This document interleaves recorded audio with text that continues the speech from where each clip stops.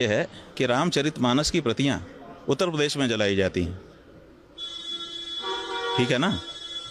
उत्तर प्रदेश में भारतीय जनता पार्टी का शासन है, योगी आदित्यनाथ जी मुख्यमंत्री हैं और सब लोगों को ठीक से पकड़ा भी नहीं जाता है। उनको तुरंत पकड़ा जाना चाहिए था, तुरंत उनके ऊपर कड़ी कार्रवाई होनी चाहिए थी, तुरंत उस बारे में चीज़ें होनी चाहिए थी।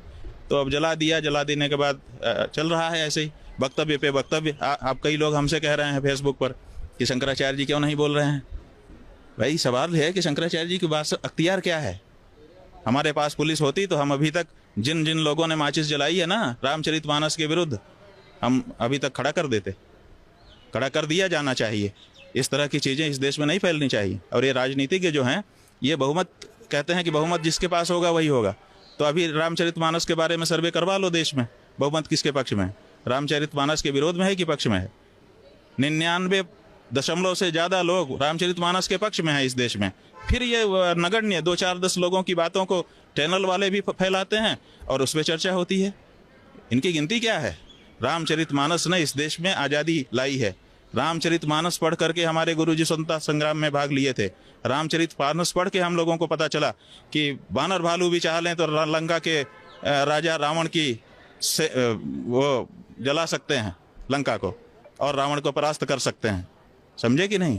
तो रामचरितमानस पढ़ने से जो आम आदमी है उसके अंदर बल आता है। रामचरितमानस पढ़ के हमने इस देश को अपना जीवन समर्पित किया है, हमारे गुरुजी ने अपना जीवन समर्पित किया।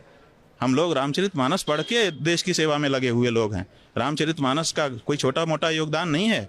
उस ग्रंथ के बारे में एक अदना सा व्यक्ति कुछ भी कह देता है और लोग बस वक्तव्य देते हैं। क्यों अभी तक अरेस्ट नहीं हुआ वो व्यक्ति, चाहे वो मंत्री था या पूर्व मंत्री था या कितना ही बड़ा आदमी है।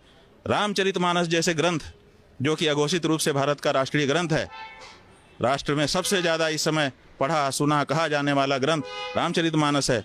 क्यों उसका अपमान करने वाले अभी तक खुले घूम रहे हैं और खुले उनको आप घुमाओ और वक्तव्य हम दें। ये कैसे होगा। कड़ी कार्रवाई, उनको अरेस्ट किया जाना चाहिए, फास्ट ट्रैक कोर्ट बैठा देना चाहिए कि भाई धर्म ग्रंथ का अपमान सबसे बड़ा अपमान होता है।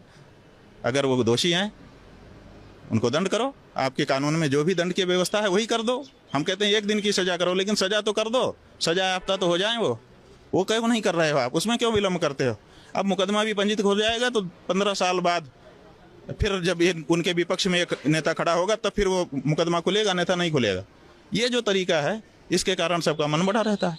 ये तो ऐसा है ना कि जब ताल ठोंकी जाती है, जहाँ ऐसे ताल ठोंक दी जाती है, ताल ठोंकने का मतलब है कि लड़ाई होगी। और लड़ाई देखने के लिए बहुत लोगों को उत्सुकता रहती है। लोग लड़ाई देखना चाहते हैं, या तो प्रेम देखना चाहते हैं या तो लड़ाई। फिल्में 2 ही कारणों से चलती हैं, या तो प्रेम दिखाया जाता है या तो लड़ाई दिखाई जाती है।